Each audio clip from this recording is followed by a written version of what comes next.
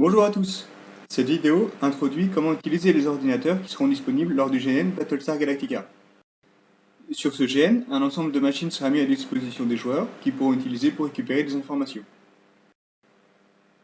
Ce logiciel représente une base de connaissances. En jeu, elle aura subi des dommages mais restera partiellement opérationnelle. Commençons par une illustration simple de son fonctionnement. Les joueurs disposeront d'un login et d'un mot de passe pour se connecter théoriquement à leur compte, mais possiblement sur le compte de quelqu'un d'autre. Pour l'exemple, on va se connecter avec le login Starbuck et avec le mot de passe Viper.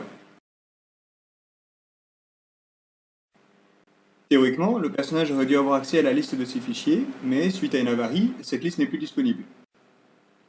À la place, le système propose au joueur de taper directement le nom du fichier pour pouvoir y accéder. Dans l'autre cas, on va taper le fichier Tactic Viper, qui est un des fichiers dont dispose Starbuck.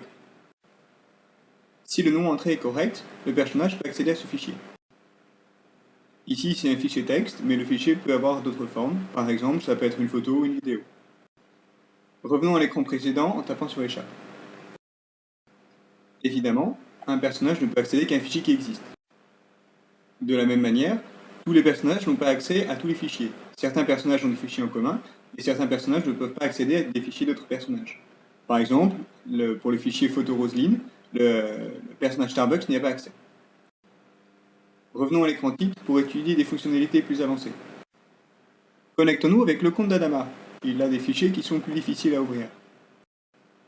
Adama, je vous laisserai deviner pourquoi, a accès au fichier photo Roselyne. Malheureusement, le fichier corrompu n'est pas accessible pour l'instant. Il faudra patienter et revenir un peu plus tard. L'idée derrière ce mécanisme est d'éviter que le joueur ait accès à l'intégralité de l'information dès le début du jeu. Essayons un autre fichier que Keiichi Baltar a laissé avant de partir chez les Cylons. Pas de chance, ce fichier est encrypté et protégé par mot de passe. Il faut trouver le bon mot de passe pour le débloquer. En entrant le bon mot de passe, on peut accéder au contenu du fichier. Voyons maintenant des options plus avancées. Certains des personnages ont la capacité de hacker le système. D'un point de vue des mécaniques du jeu, ils disposent d'un mot de passe spécial, qu'ils peuvent utiliser partout où on ne devrait utiliser un mot de passe normal.